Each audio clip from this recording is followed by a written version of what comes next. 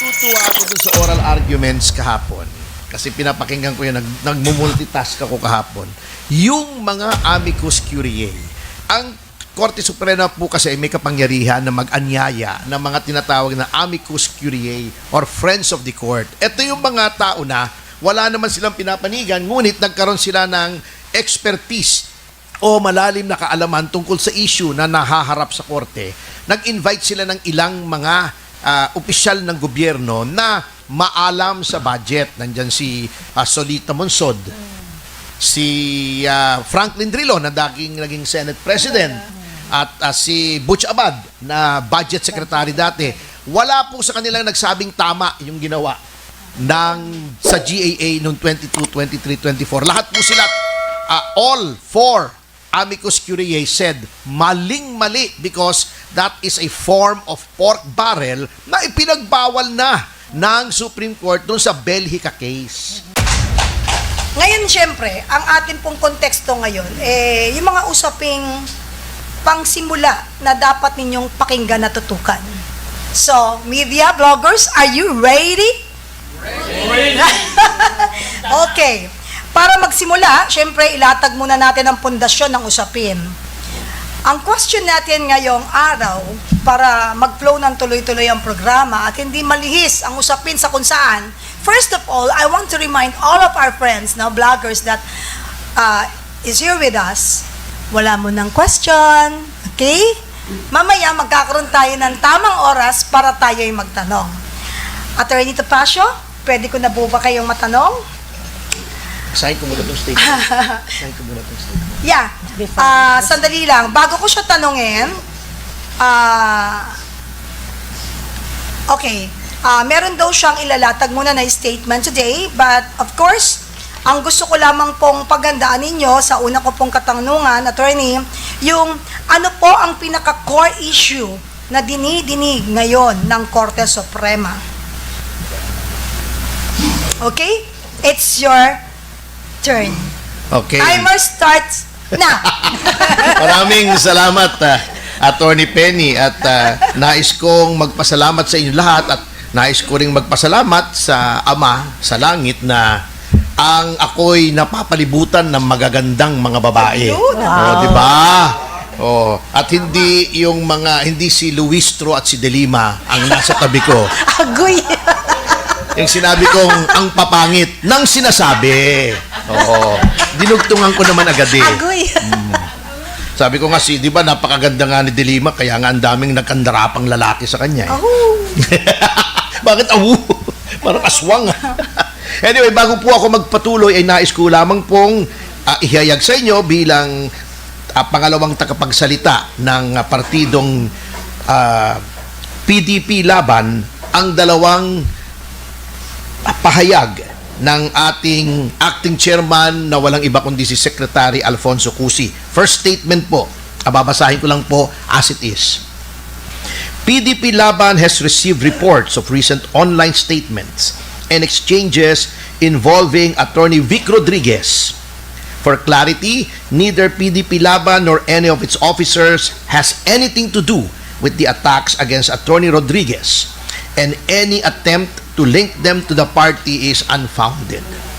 Attorney Rodriguez's relationship with the PDP Laban is not in dispute. He was a guest candidate and part of the original Duterte 8 slate in the 2025 midterm elections.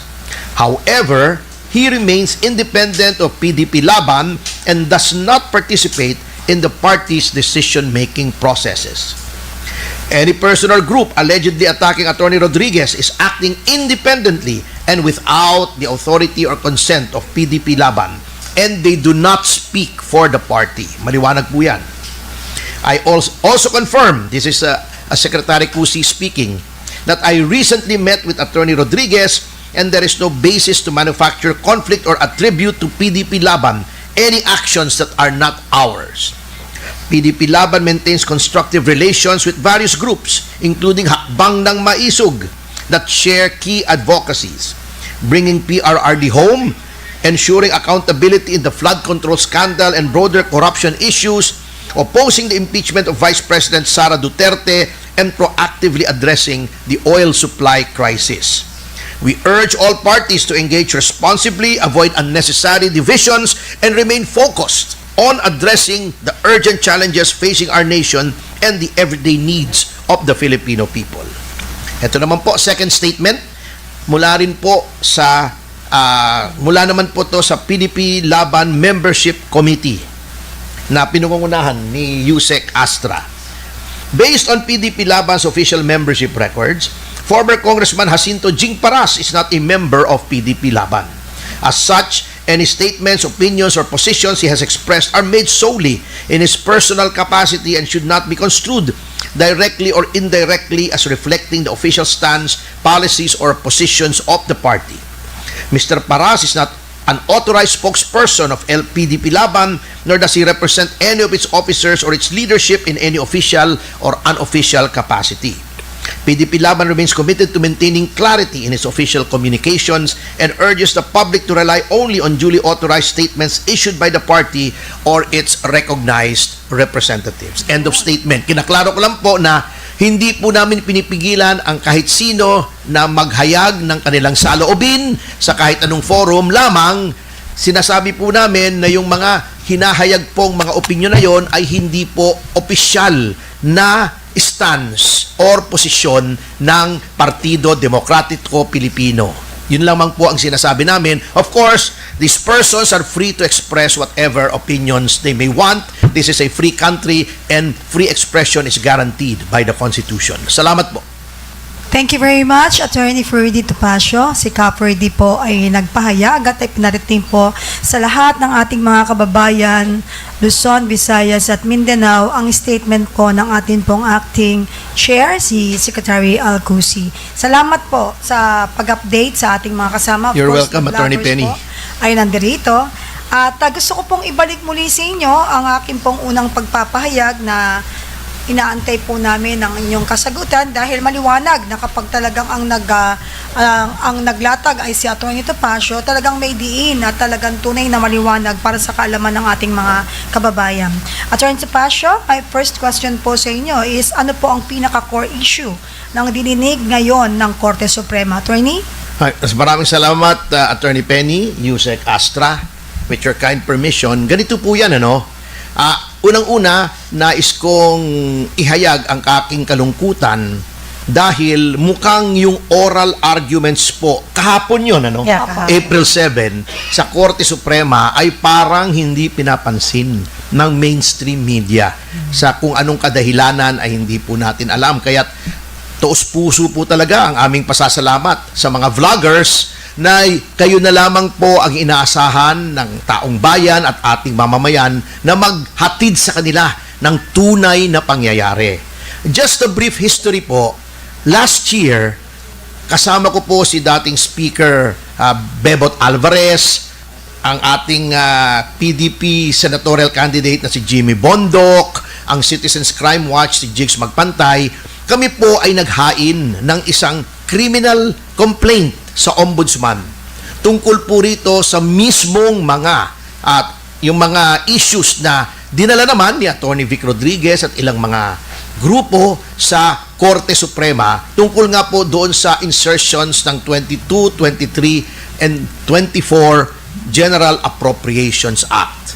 Lamang, ang nangyari po ay since hindi pa po agad nadinig, hindi natapos yung pagdinig dito sa petisyon na inihain ng ilang grupo rin na kina-question sa Korte Suprema ang konstitusyonalidad nitong mga insertion, ang sabi ng ombudsman ay, sandali po lamang, hintayin natin kung anong magiging desisyon ng Korte Suprema tungkol sa constitutionality, sapagkat pag sinabi ng Korte Suprema na yan ay hindi labag sa konstitusyon, walang kasong kriminal. Kung sinabi naman na yan ay labag sa konstitusyon, susulong yung kasong kriminal. Kasi iba po yung usapin sa Korte Suprema. I have to clarify, ito po ay strictly legal yung issue, purely legal. Constitutionality. Labag ba o hindi sa saligang batas yung ginawang insertion sa tatlong General Appropriations Act? Ito naman po, ang criminal case ay dapat bang may kriminal na pananagutan ang mga tao na gumawa ng insertion sa pangunguna nga ni dating Speaker Martin Romualdez. So yun po ang dalawa. Yun pong nilitis, actually naglitis na po yan antimano. Ito, naglitis na ulit at inumpisahan na. Ang usapin po, reduced to its simplest term, sapagkat hindi naman po natin pwedeng puntahan ng detalye sapagkat may doktrina po tayong sinusunod na sub judice. Kapag ang isang bagay ay nasa harap na ng korte, hindi na po natin pwedeng i-discuss yung merits ng case, ano? Yung mga facts lamang. Ang basihan po ay ito, sapagkat ang ating saligang batas ay nagsasabing wala pong pwedeng salapi na nanggagaling sa kaban ng bayan na pwedeng gastusin except in accordance with an appropriation.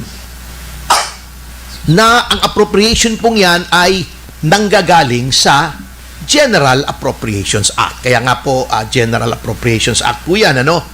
Ngayon po, ang naging issue rito, may mga, yung tinatawag nilang unallocated appropriation. Kapag sinabi po nating appropriation, according sa jurisprudence, yan po ay mayroong halaga, number 1, at may pagtutunguhan. Halimbawa, Unprogrammed allocation. yun ang program, di ba? Yun ang according to law. Halimbawa, ang gobyerno ay nagsabing meron meeting ngayon dito, April 8. Bibili tayo ng 100 bote ng tubig sa halagang 10 pesos each. Therefore, magkano yun? 10,000 ba? 1,000. Mahina ako sa math, kaya nag-abogado ko eh. Oo, 1,000. O, 1,000 piso, yun. Okay po yun. Nasa batas yun. Ngunit, pag nilagay mo dyan, flood control, lump sum, halimbawa, 10 bilyon for flood control, walang pagtutunguhan. Hindi nakalagay dun sa GAA. Saan pupunta to? Basta 10 billion. Ang nangyayari po, ang nag-appropriate, hindi na yung legislatura. Ang nangyayari, ang nag-i-implement na po ay executive. Ngayon, sinasabi nila, executive nga yun eh. Kailangan siya ang mag-execute. Hindi po. Ang ine-execute lamang po ng ehekutibo ay kung anong nakalagay doon. Kaya nga po, meron yung tinatawag nilang President's Budget. Isasumiti yan sa legislature. Ang legislature is supposed to be the guardian of the public purse. Kung maaari nga po, pag sinabi ng Pangulo, ito ang aking budget, 1 trillion. Dapat nga ang ginagawa ng legislature, boss, baka pwede namang 900 billion na lang. Nakatipid tayo ng 100 billion. Kasi dapat pinangangalagaan ng legislatura ang pondo ng gobyerno. Hindi naglulustay. Ito, baliktad. Number 1, sinabi ng ating Pangulo, ito ang aking budget. Di ba? Ito yung budget para dito, para roon, 1 trillion. Ang ginawa ng legislature, tanggalin natin to rito, ilagay natin dito, tanggalin natin dito, at lagay natin dito, at gawin natin, halimbawa, 1.2 trillion. Dinagdagan. Tinanggalan ng pondo yung priority ng Pangulo, nilagay sa mga bagay kung saan kinurakot naman nila, at very clear yan. Very clear yan. Hindi ko na kailangan patunayan yan kasi ang Pangulo mismo nagsasabi, di ba? Hindi na ba kayo nahiya? Ibig sabihin, kinupitan nyo yung budget. Paano nila nakupitan? Yun yung unprogrammed allocations. Yan. Yun yung sinasabi namin insertion. Ito ang binibigay na Pangulo, ito yung gusto ko mangyari, pinagsisisingitan nila ng kung ano-ano. Bakit sinasabi nating may kasalanan ang Pangulo? Hindi naman pwedeng hindi alam ng Pangulo yan di ba? Di ba pagkatapos niyang ibigayan, ayan, mamaya i-explain. Mas magaling dyan si Haka Astra sa akin pagdating sa procedure. Attorney, thank you very much Pero gusto kong susugan po yung sinasabi nyo para bigyan paglilinaw din dun po sa ating mga Yeah, of course. Attorney, medyo ipasok ko lang po to. Oo naman. Isa Insertion na yan, ha? Ay,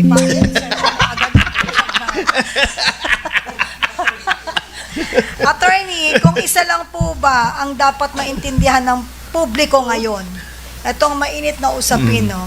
Ako po yung magtatanong sa inyo, kung isa lang ang dapat nating tutukan at maintindihan ng sambayan ng Pilipino, o sabihin na nating publiko, ano yun?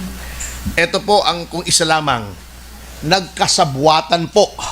Nagkasabwatan ang lehislatura at ang Pangulo upang maging posible ang pagnanakaw ng daan-daang bilyon kung hindi trilyon sa ating budget. Bakit ko sinabi yan? And I was getting to that, ano? Kung kasi po, hindi pwedeng alam ng Pangulo to. Di ba, ang yabang pa nga niya, sinabi niya, uy, binasa ko lahat yung 4,000 pahina ba yun? Di ba? Ewan ko kung paano niya nabasa yon. Ang haba noon, siguro hindi siya nakakatulog. Ewan natin kung ba't hindi nakakatulog, ano? Anyway, binasa daw niya. So nakita niya na mali yung ginawa ng legislature. Nonetheless, he signed it into law. So, he cannot escape liability. Hindi niya pwedeng sabihin ngayon, hindi ko alam yan eh. Nabudol ako eh. Kalokohan po yun. Halatang halata po kasi meron siyang budget secretary. Meron siyang mga department secretaries na tinitingnan kung yung mga request nila na ilagay sa budget ay natupad o hindi. Pero, hindi ba siya in-advise noon? Kung hindi ka in-advise noon, itanggalin mo na lahat yun. Incompetent lahat yun. Eh bakit hanggang ngayon, they are in the good graces of the President? Diba? Attorney, nasabi niyo po kanina na sinabi po ng sinasabi niyo, binanggit niyo na tao na 4,000 pages pala yun. Di ba? 4,000 ba?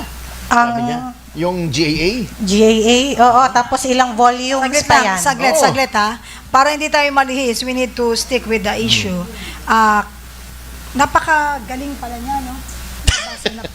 Ang galing niya, kahanga-hanga, pero ang gusto ko po talagang ipantapat doon po sa mga nalalaman natin lahat ngayon, no? Ano yung sinasabi po ng Constitution tungkol sa national budget process? Ayan ang ipapaliwanag ni Hindi, kayo Yusek muna. Astra. Kayo muna, Atty. Hindi kasi po, May sarili po yan mamaya si Kaasta. Ganito yan, hindi na ako pupunta sa details para hindi na kayo Bigyan mo lang sila ng ma-bored. isang Oo. magupit. Oo. Yan po ay nanggagaling sa presidente muna. Yun Yan. po. Nanggagaling sa presidente. Yan. Hindi po, although nakalagay sa ating Article 6 na lahat ng budget ay nanggagaling sa House.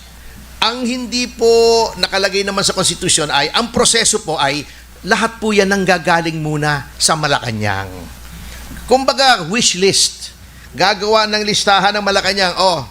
Isusumiti po yan sa House. Ngayon, titignan po yan ng APRO. Appropriations Committee. Baka akala nila APRO yung mataas yung buhok eh. Oo. May Committee on Appropriations yan. Yan po, titignan yan. Nagba-budget hearing yan. Diba? Halimbawa, Department of Health, merong request na 200 billion. Secretary, defend your budget. Yes. Bakit ganito? Sasabihin niya, kasi po, importante ito, importante yan. Then, more often than not, nagkakaroon ng mga revisions. Ito lang, ganito lang. Ito, tanggalin natin dito. Ito, wag na. Ito, dagdagan natin. And so on and so forth. So, Attorney, you mean to say, para yung pagkain, hinihimay-himay sa Hinihimay bawat dapat isa? yan. Yan ang role Yun. talaga. Of course, ang role ng legislature is making laws. GAA is a law. Yeah. A General Appropriations Act yan eh. Act of Congress yan. At yan talaga ang constitutional mission, the most important constitutional mission of the legislature is to guard the public fund. Yes. Yan, na hindi maabuso. Magkaroon ng tamang paghahati-hati. Pagkatapos niyan, gagawin yung GAA, di ba? To make a long story short, marami yan. Maraming rikotitos yan. Dadaan pa yan sa Senado, doon nagkaroon din daw ng insertions, yun ang aligasyon. Then, pagkatapos niyan, pag-reconciled na yung version ng Senate sa kanang House, kaya nga merong yung trabaho mo dati, di ba? Yun Presidential Kaya Oo, nga, to reconcile. attorney, tulad ng sinabi ninyo, no, I think now is the turn of our former Yusek Astra kasi po, dati po siyang official that she is aware, siya po yung talagang isa sa nag-aayos din. Anyway, tapusin ko lang. Pag reconciled na yan, ito na yung final version. Jaran! Ayun. Aakyat na yan sa Pangulo. Titignan ng Pangulo. Pag sinabi ng Pangulo, hindi naman maganda ito hindi tama ito, di ko pipirmahan ito. Ano po? Reenacted. Ano sabi niyo? Pag sinabi ng Pangulo, ano? Pangulo. Okay. Hindi, we need to be, dapat malinaw po yung pagsasalita natin. Kasi, At sinabi niyang, hindi okay ito. Hindi ko pipirmahan yan. Kasi Hoda, reenacted yung dating budget para hindi naman ma-paralyze ang gobyerno. Pero pag pinirmahan mo yan, ito ang ibig sabihin niya. Number one, nabasa mo. Di ba parang kontrata yan Nabasa mo, number one, sang-ayon ka sa lahat ng nakalagay doon. Kung may insertion yan, kung may illegal dyan, kung may palpak dyan, kung may kurakot dyan o possibility ng kurakot, hindi ka pwedeng hindi managot. So, yun po Attorney, in broad strokes. wait lang. Bago natin ibigay yung tanong natin, pasa yung bola kay Ka-Astra. Sa tingin niyo po ba, yung sinasabi ninyong step-by-step procedure, nagawa kaya yan? Nagawa yan, kanya lang, na-corrupt. Yang mga procedures na yan were designed specifically to prevent ng anomalya. Kaya nga may ganyan Ang ginawa nila, they converted it from a safeguard into a process that enables corruption. Yun ang mabigat doon. Kaya nga, tayo ay nasa hukuman ngayon. So, Ayun. for the details, I Yes. will have to concede na mas magaling dyan. Sa tingin ko talaga it's time na... Okay, thank you very much for your Thank you. information, attorney. And this time, I think sa akin, sa practical na pananaw, gaano kahalaga ang GAA sa araw-araw na operasyon or pagkilos ng gobyerno. And I'll give the floor to our former USEC Astravel Naik bilang official po ng PLLO at the Department of Energy. And of course, gusto ko pong bigyan ng paglilinaw ang lahat po ng ating mga kasamahan at nanonood sa ating pong live podcast that she is totally sure ako that she is invited today. Astra, I'll give you the floor. From the Pambansang uninvited. Anyway, alam nyo, may sinabi kasi kanina si Attorney Topacio, guardians of the purse. I-versus ko lang to the power of the purse. Under the 1987 Constitution, the power of the purse actually belongs to the office of the President. Yeah. Kasi saan ba nagsisimula ang budget? It's from the office of the President through the submission of the NEP or the National Expenditure Program.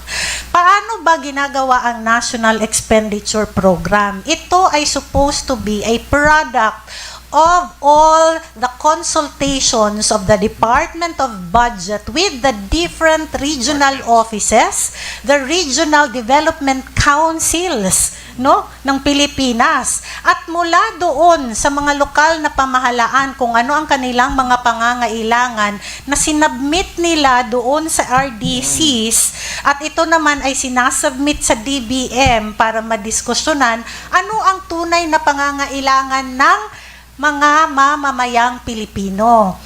In my 2 decades of experience in government, almost 15 years akong staff ng Senado before I joined the executive department. At ang unang assignment ko kay Tatay Digong was Assistant Secretary of the Presidential Legislative Liaison Office. At alam nyo ba na ang PLLO ay tinanggal na ngayon ng Malacanang? And you wonder why, when in fact the PLLO plays a very important role in the legislative process kasi sila yung supposed to be nagtatahi ng lahat ng mga kakulangan between the legislative and the executive para maipasa not only the GAA but all other laws and bills na kailangang ipasa. Ngayon, inander nila ang PLLO sa executive secretary. So doon na dinagdagan nila ngayon ng trabaho ang ES to control. So kaya nga yung sinabi mo na may kuntsabahan, I believe this is also one of the things that they did para mas maging pulido ang kanilang kuntsabahan, di ba? So from the NEP, ito ngayon ay sinasubmit preferably during the SONA. Si Tatay Digong ginawa niya yan dati. Hindi siya pumaltos na sinasubmit niya during the SONA yung NEP Sa panahon ni President Marcos, there's a time na hindi sinabay sa NEP ang pag sa SONA, ang pag-submit. Ngayon, after that, sinabi ni Attorney Topacio kanina, nagkakaroon ng discussion first in the House of Representatives. Kasi sila yung mauuna bago yung Senado. Oo, basta sa appropriations. Dinidiscuss. Tinatawag ngayon ang lahat ng mga sekretaryo ng different departments para depensahan ang budget. Kung titingnan nyo yung difference between the unprogrammed funds ng panahon ni Marcos, magkano yung naidagdag na nilagay nila sa unprogrammed funds? 449 billion pesos. At masingit ko na lang yung sinabi ni Saldico that Bongbong Marcos was asking for 100 billion per year. 25%. Oo, that's 25% of the total unprogrammed funds. Ang tanong mo dyan, sa'yo na nga nanggaling yung NEP, bakit ka pa manghihingi ng unprogrammed funds? Di ba? You are the programmer of the whole, of the whole budget and the whole fiscal authority of the government. Bakit ka nanghihingi ng unprogrammed funds? Di ba? Bakit ka nagpapa-allocate for flood control? Specifically yun na sinabi ni Saldico, hindi ako ang nagsabi, lumabas yan kahapon. Humihingi siya ng 100 billion a year specifically for flood control. If you are in your right mind as a president, dapat nilagay mo na yan sa NEP. Diba? Meron ka palang programa for flood control.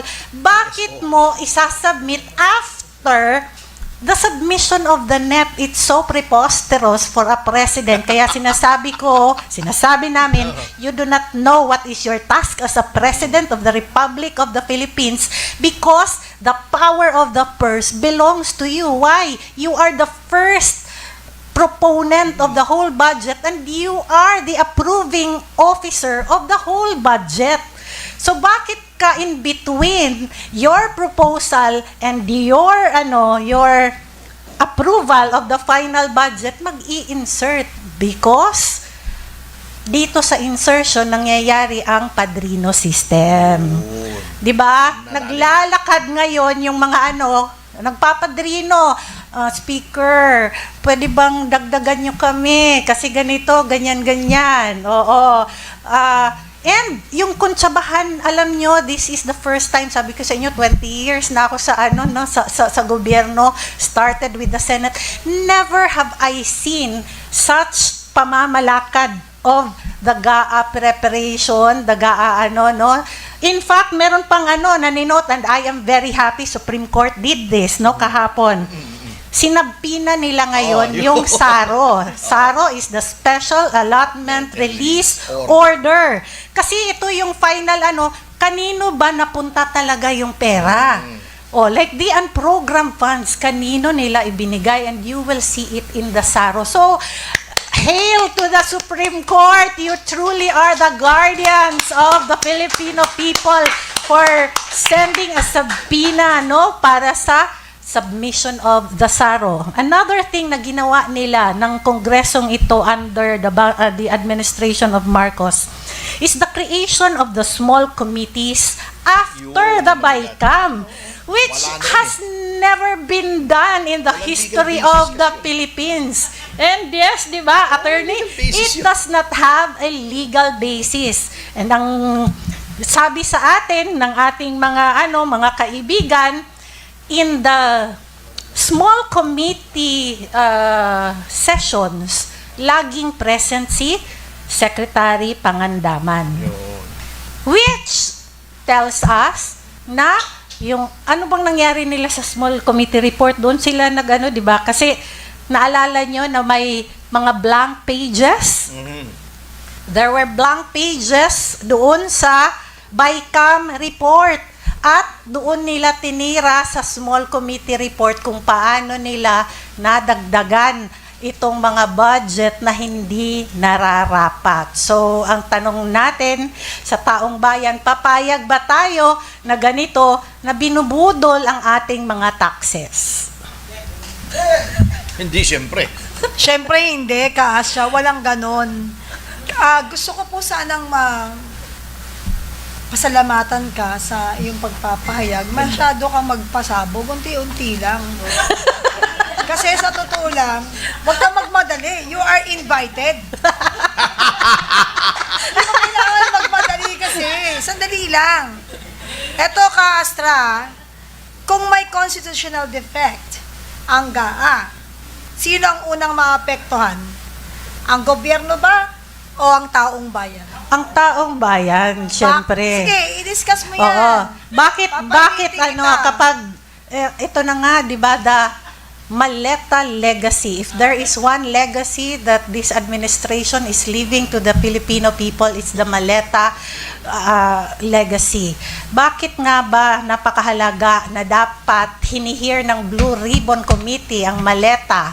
Because lahat ng maleta na isinakay nila sa mga chopper at mga eroplano, it was supposed to be served para sa mamamayang Pilipino. May krisis tayo ngayon sa langis.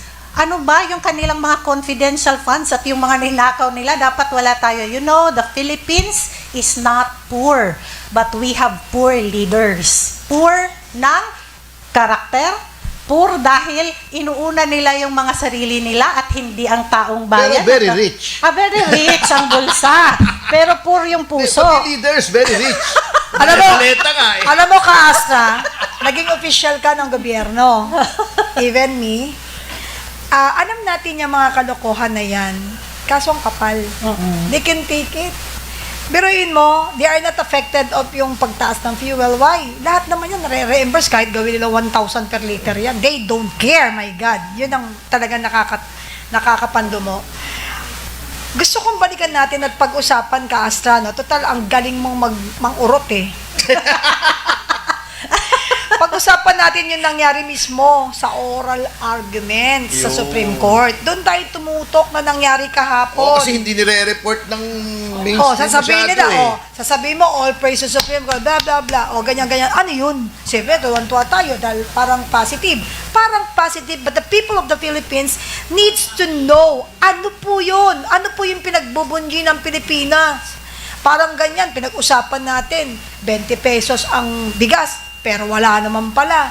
Parang, babalik na naman tayo sa usaping pinangako. Pati yung sound system nagagalit sa akin. Hinihiyaw na. Hindi, ibig ko sabihin, babalik na naman tayong mga Pilipino sa usaping pinangakuan na kayo, gusto nyo pang matupad, spoiled brat kayo. Diba? So what I'm trying to say is, ilatag mo ng gusto. Anyway, magaling ka magpaliwanag, hindi ka nga mukhang galing Mindanao ang galing mo magtagalog Talagang, we need to... Sub-Saharan Mindanao. Proud. Sub-Saharan. We need to be consistent of our topic. Oo. Yung oral arguments Yun. mismo, ang pag-usapan na naganap kahapon sa Supreme Court. Ano yung pinakatumutok na tanong ng mga maestrado that the people of the Philippines, including us, needs to know what is the update, what's the real score of the issue about yesterday's oral arguments. Oo nga, nakakatuwa si Justice Leonen, 'di ba? Nagisa ng todo si Solgen Berabe. Oo, kasi hindi na niya masagot yung mga katanungan ng ating mga maestrado kasi 'di ba yung paano nila ginawa yung mga insertions on the unprogrammed funds. Alam nyo, ang tumutok talaga nung nakita natin, di ba, yung nilatag ni Justice Leonen kung ano yung mga detalye sa pagpasok ng mga budget.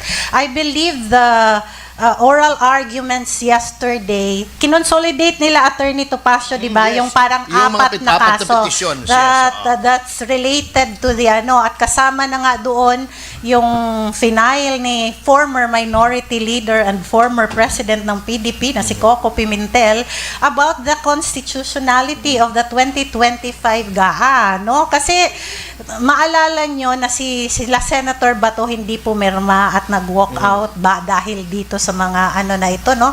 Dahil sa GAA na ito. And kahapon, ginisa ng mga maestrado ang Solgen kasi sila yung defender of the Office of the President and all executive offices of the government para doon sa GAA. And alam nyo, doon talaga ako nakita na napaka-wise ng ating mga maestrado. Bakit nila kailangang malaman yung SARO? Ako doon ako kasi yung SARO, yun talaga yung tunay na saan napunta ang pera, di ba? So, tayo dapat conscious tayo doon kasi maaaring ito yung nakalagay sa budget pero ang nilabas sa SARO iba. Oo, kaya nga si Justice Leon and specifically asked for the submission at isabina ng Supreme Court yung SARO ng administrasyon Para na sa ito. kalaman ng lahat, what is SARO?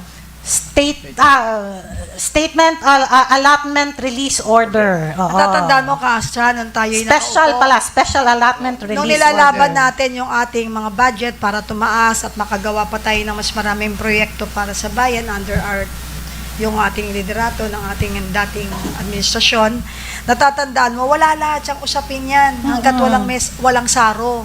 Yung sinasabi nilang gagawin, wala pa rin yan. Ang isang tanong kagad, may SARO na ba? Kaya kailangan talaga, himasin mo pa yan para ma-aproba at lumabas ang SARO. Eh dito, walang SARO, walang papeles, approve. Meron pang insertion.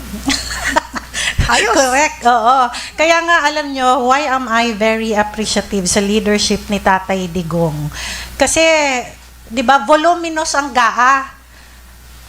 Nagmamadali ang Kongreso usually na, oy, pirmahan mo na yan. Si PRRD, hindi mo siya si Tatay Digong, hindi mo siya mabrusko na, oy, pirmahan mo na ngayon kasi magdi-December 31 na.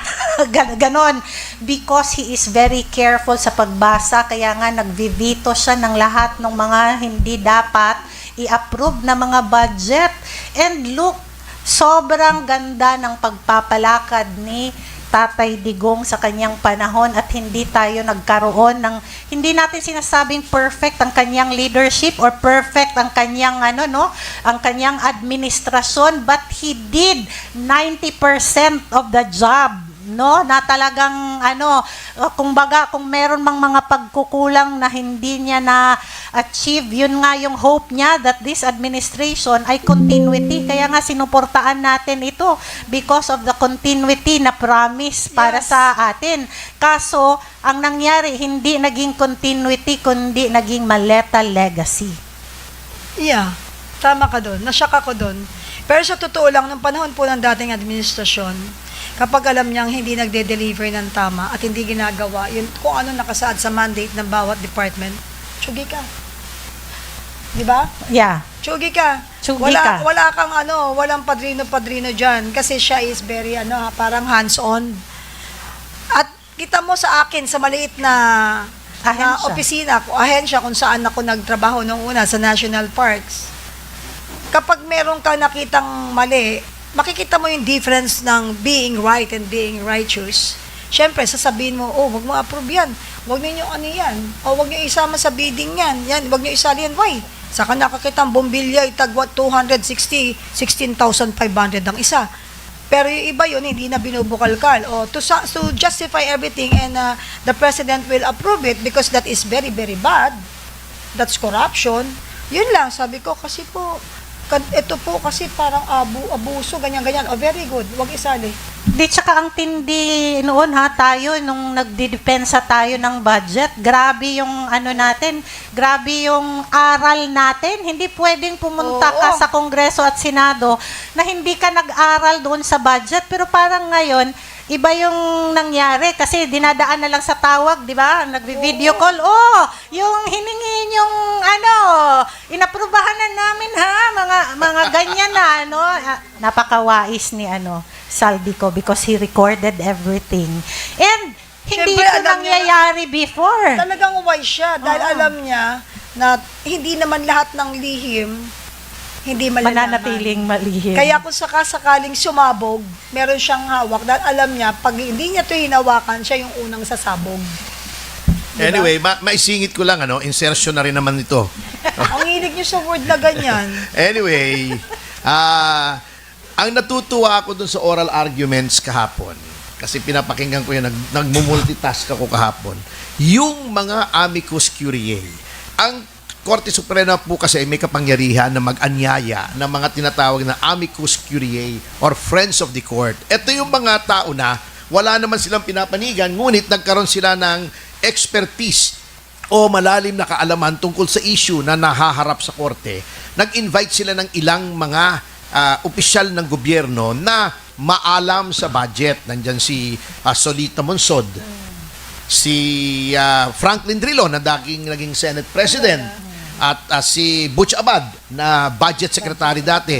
Wala po sa kanilang nagsabing tama yung ginawa sa GAA noong 22, 23, 24. Lahat po sila, all four amicus curiae said maling-mali because that is a form of pork barrel na ipinagbawal na ng Supreme Court doon sa Belhica case.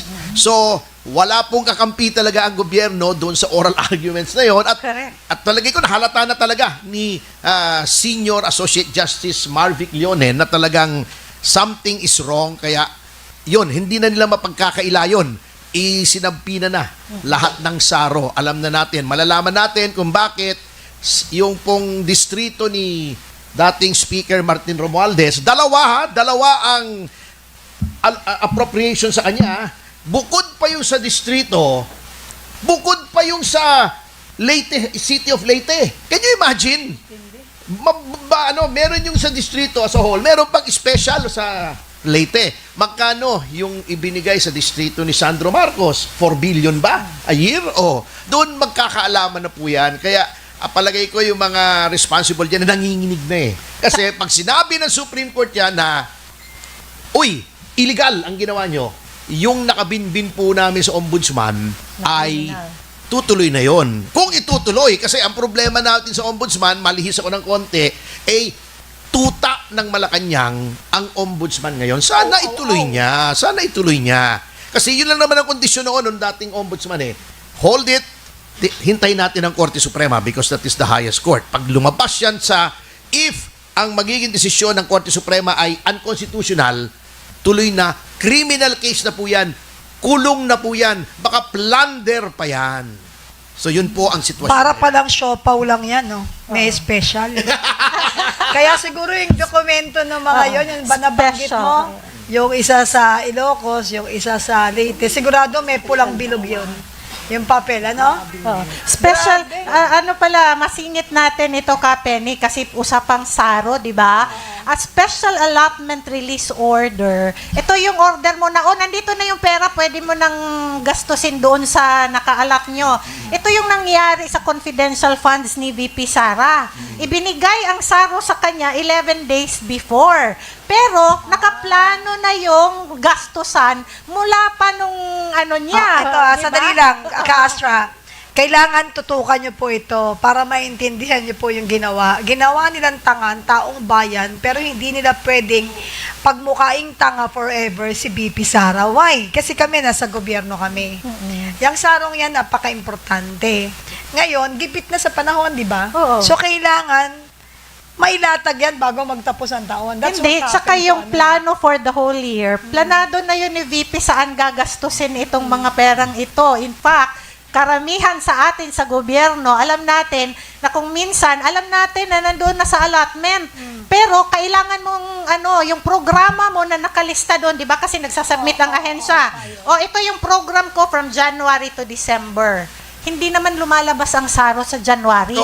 So yung projects namin in January, inuutang na ng gobyerno sa mga suppliers. Like for example, yung papel na binili ng gobyerno, ginagamit natin sa araw-araw for our encoding and all, ginamit mo na sa January pero wala pang saro.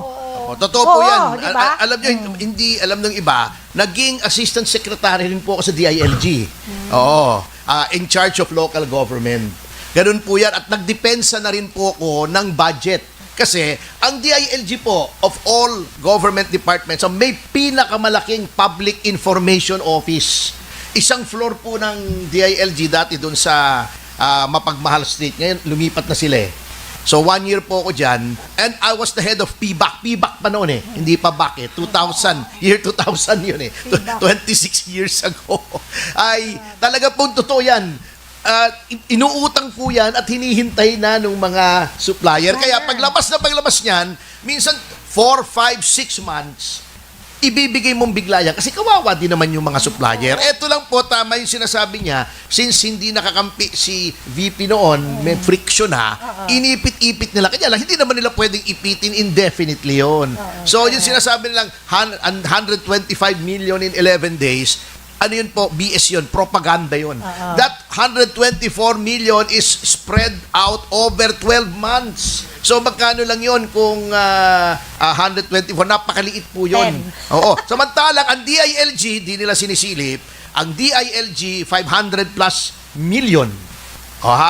Ang DOJ 500 plus million. Noon panahon na nandun pa si Boying sa DOJ, yung Remulla Brothers, mahigit 1 billion confidential funds. Ba't hindi nila tinitingnan liquidation? Ikaw naman, attorney, kailangan pa bang i-memorize yan? Ba't nila titignan? Kaalyado sila. Rhetorical question. Diba? Bakit nakatutok kay BP? Bakit kakampi ba si BP? Kayo naman. Tsaka Penny, siguro para maintindihan din ng ating mga kababayan, what is the budget cycle of the Philippines? Ang budget cycle ng Philippines takes 2 years. Alam nyo ba yung di ba yung collection ng taxes mula sa mga lokal na pamahalaan, lahat, nire-remit yan to the treasury. Pag-remit niya ng treasury, tsaka pa lang yan inaaral ng treasury, ito yung collection natin, gagawan yan ng na remittance to the ito pa yung gagawan ng budget for the next year. Ang release niyan the following year pa. Kaya nga bakit ang PDP Laban is advocating for federalism? Dahil ang gusto ng PDP Laban, ang budget na karamihan ng budget dapat nagbilong sa local government units, 'di ba? Kasi sila ang mas nakakaalam ano ba yung proposal natin under federalism.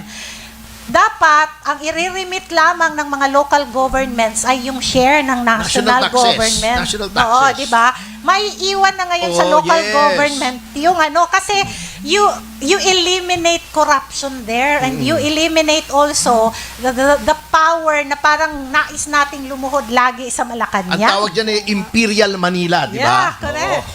Alam mo, sa totoo lang po, Ka-Astra, Attorney Topacio, natatawa lang tayo kasi ginagawa nilang mangmang ang Pilipino. COA na nga nagsalita kasi kung talagang may paglabag yan, doon pa lang sa SARO, sa COA pa lang di sila makakalusot. Sa totoo lang. So, cleared po sila sa COA. Hanggang ngayon, dinaig pa nila lahat ng mga departamento ng ahensya dahil nga hindi kaalyado. So, pag di ka kaalyado, maliwanag na meron kang sabit at may kaso ka. At hindi ka nila titigilan, lalo na ngayon. Pero sa naramdam ng sambayanang Pilipino, na gamit na salitang sambayanang Pilipino, alam na po ng sambayanang Pilipino na ginagago po ninyo kami. Yan. Pero record ito nabanggit nyo na rin, Attorney Penny, yung COA Record ito sa history ng Pilipinas. Ang DPWH, merong disallowance, notice of suspension / disallowance in 3 years na 17.355 billion. Diyan yun lang makikita may problema Pag may disallowance, tapos ganyang katagal, Yun nga nagpalit na naman. mismo. So, Doon mo lang makikita may problema. it means nagpasimula yan sa bagong administrasyon. Kasi 3 years 3 years. Pero kita mo, walang nakakasuhan, walang nakukulong. DPWH pa lang yan hindi buong gobyerno isang departamento pa lamang. Oo, kaya Tsaka ang dami niyan, di ba? Nakapost yan sa COA website. Yes. Kung ano yung mga Ayun, disallowances. buksan Nakuha ng mga researchers natin yung amount na yan. Buksan nyo yung COA website. Kaya lang mahirap kung hindi ka hindi ako masyado nakaintindi, pinaintindi ko pa sa mga nakakaalam yung mga accountants. Alam mo sa nangyayari sa ating bayan, Attorney Ka-Astra, siguro it's time for us to learn more about yung nangyayari sa atin. Kasi, alam mo, sa totoo lang, eto, katulad ng mga vlogger, kala mo, abogado yan. Alam na yung mga termino ng abogado. Oo, mas Sa sobrang magaling pa yan. sukdulan nilang gustong matutunan at gusto nilang ang kanilang mga content ay na talaga maging lehitimo at hindi sabing fake news, nag-aaral na yan. Sa totoo lang. Correct. Mga daig pa niya ng abogado. Marami tayong abogado sa gobyerno, pero nagpapaka-abogado wala sa maleta. Hindi namin sinasabing si Larry Gadon yun, ha? Pero wala po akong pinangalanan. Tingnan na lang po ninyo yung mga tahimik, yung, excuse me, may reservation lahat. Alam niya na yun. Alam mo, kapag totoo ang iyong pagpapahayag at kailangan ipahayag ng tama sa sambayan ng Pilipino, na ginagamit ko lagi ang word na sambayan ng Pilipino, na maririnig mo sa mga bibig ng mga kilalang tao, my God, ang kakapal po talaga ng mukha nila. Kaya buti may mga vloggers tayo, mga media na talagang may malasakit sa kapwa at bayan. Kaya, sa totoo lang, baka mamaya pag inalok kayo, bumigay kayo, ha? Baka isang alam ko na. Tanggapin nyo. Hindi, pakita nyo yung t-shirt. Tanyo ka, pakita mo yung Ayun. t-shirt kung ano nakalagay. Tingin nga, tingin Oo, nga. Tayo. I am an independent vlogger. Palaban para sa bayan. Lahat na hindi bayaran. Hindi, lahat ng mga nabayaran dyan, akin na. Hindi, joke lang. Sa totoo lang, mga kababayan, walang Wala bayad yan. dyan. Tiwala Dito tayo lang dyan. po, hindi, tsaka dito, attorney ka lang makakakita ng live podcast na walang bayad. Oo. Kaya nga, ang pakimkim namin dito ay kape, pandesal, dinagdagan na namin ng keso. Pero sulit yung Ay, keso. ay. Napakasarap ng keso. Syempre. Oo. Homemade. Huwag nyo na akong bayaran, basta bigyan nyo lang ako ng Sinabi keso. mo yan, ha? Ayan. Hindi mo, attorney, Homemade. hindi mo pa sinasabi, ginawa ko na. Ayun nga eh. Sana ganyan din ang gobyerno. Ay wala kang maasahan dito. Dito, tumutunog na yung krrrr, o yung sikmura. Hindi na nakakarating, naglalakad na. Alam mo ba yung iba, nagkakabayo na? Alam nyo ba, ito singit ko lang, yung nasabi nyo, in-interview ko kahapon sa show ko, si Camar Valbuena ng Manibela. Ang tanong ko, ano bang mga gagawin nyo para makatulong sa drivers? Alam yung, ito nakakalungkot ang sagot niya, total resignation. Wala na kaming gustong gawin. Bakit? Wala namang ginagawa gobyerno eh. Napapagod lang kami, nagagastusan lang kami. Totoo. Hindi na kami kumikilos. Nagtitiis na lang kami. Can you imagine, pag nawala na ng pag-asa ang taong bayan, delikado na yan. Kasabi nga ni Erap a hungry stomach knows no law. Yes. Yan ang mabigat yan.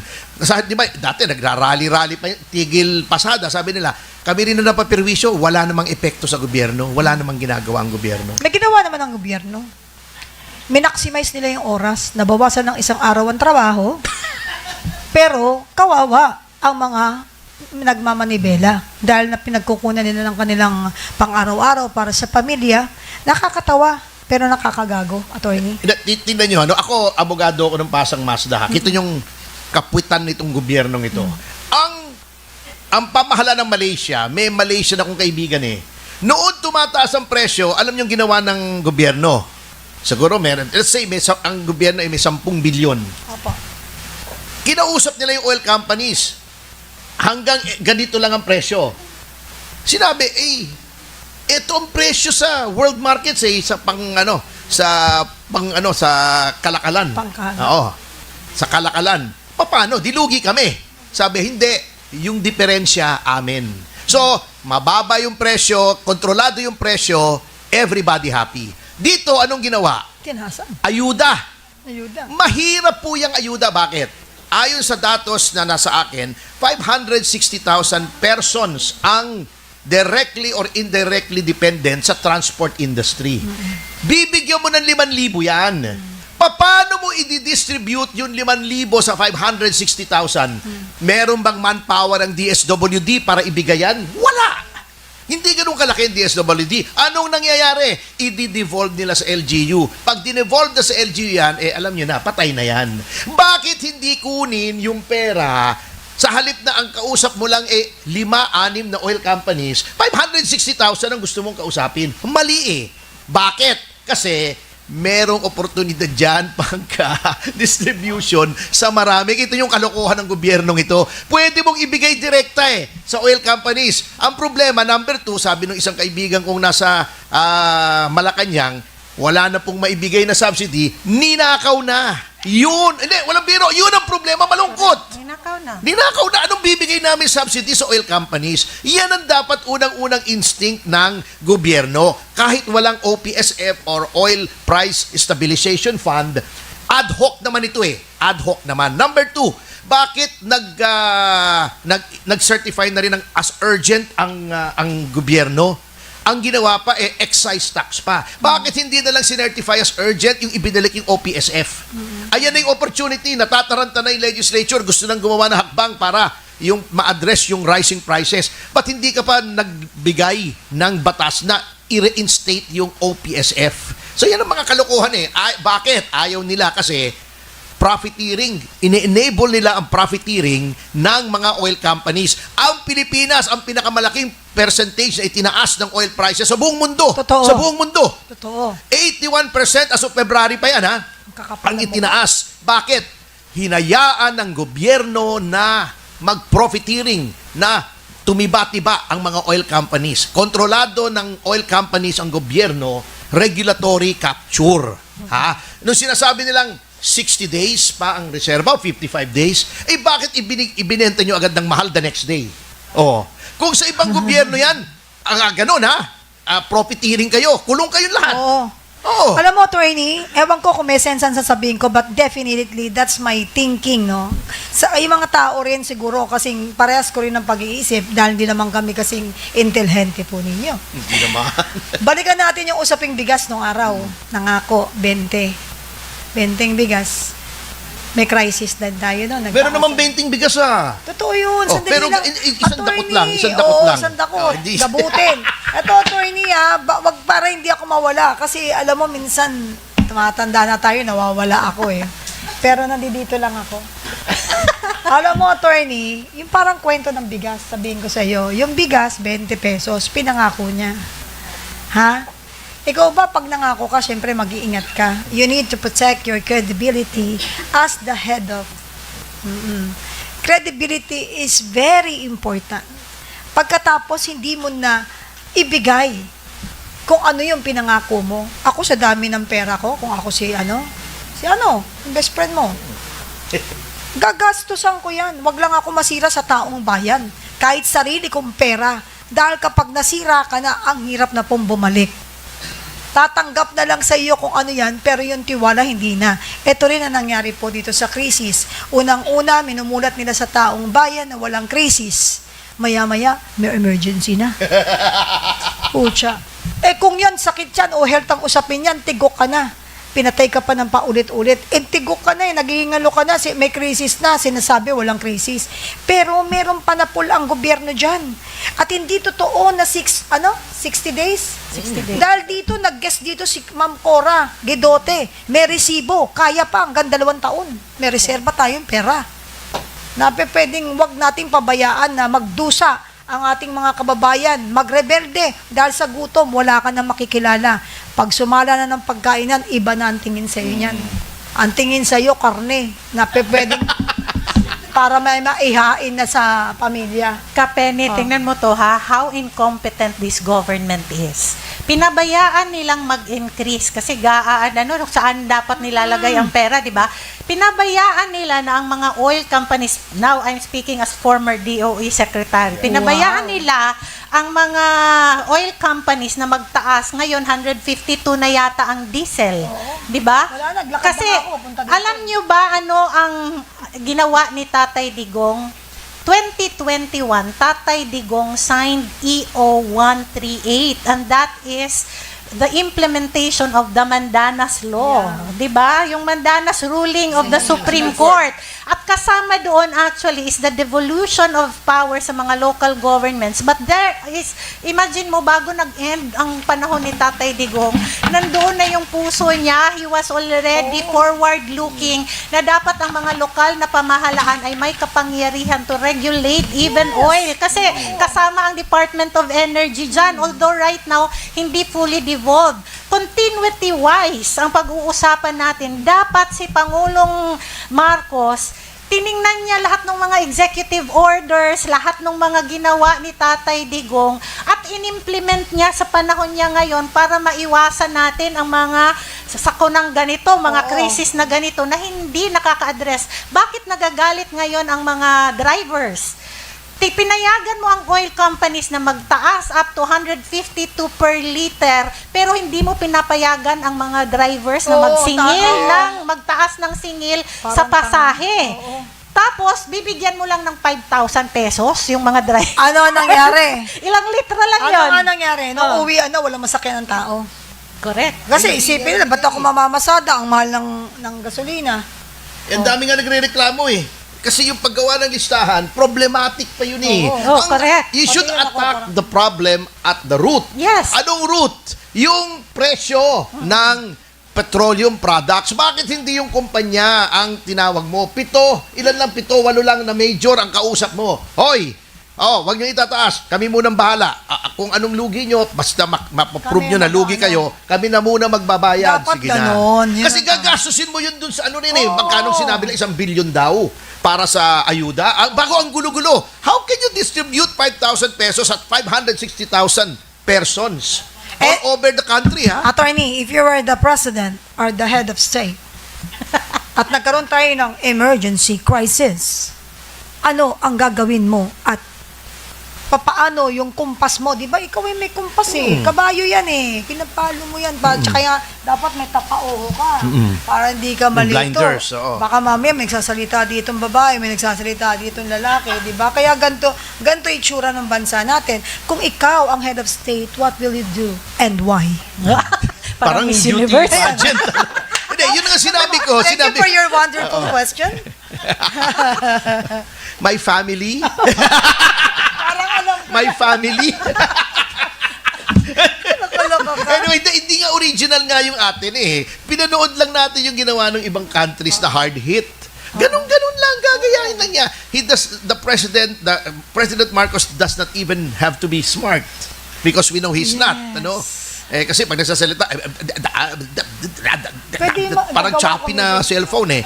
Oh. Gusto mong lumigaya ang iyong Oh, buhay. gayahin mo na lang yung ibang Asian countries na na-control nila yung presyo. I-subsidize mo na agad. Yun. Tapos, at the root, di ba? Oo. Magpapakahirap ka pa na masisira ulo ng DSW secretary mo. Oo. Mabibigyan mo ng 560,000 na 5,000. Paano gagawin? Baka ang solusyon mo, libre na sa kaysa. Saka meron kang Department of Energy Secretary na habang naghihiring sa Senado, natutulog, inaantok.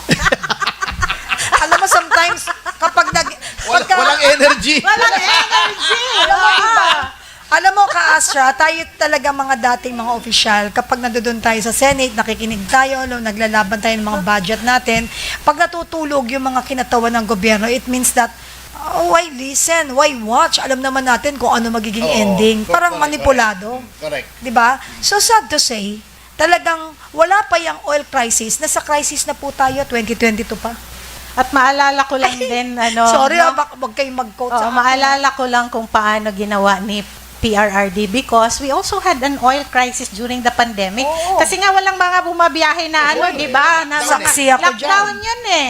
Pero alam nyo ba, kasi hindi ako fake news peddler. Anyway, alam nyo ba na sa time ni PRRD, we were able, during the pandemic nakapag-angkat tayo ng around $100 million worth of oil galing sa Brunei. Dito fake news kasi makikita nyo yun. You go to the United Nations Comtrade website, nandoon lahat yan ng export, import, ng bawat bansa. And dito sa panahon ni Pangulong Marcos, 2 years, 2022, 2023, wala tayong angkat na oil from Brunei. Nagkaroon ng angkat sa Brunei 2024 and that's around 25 million US dollars.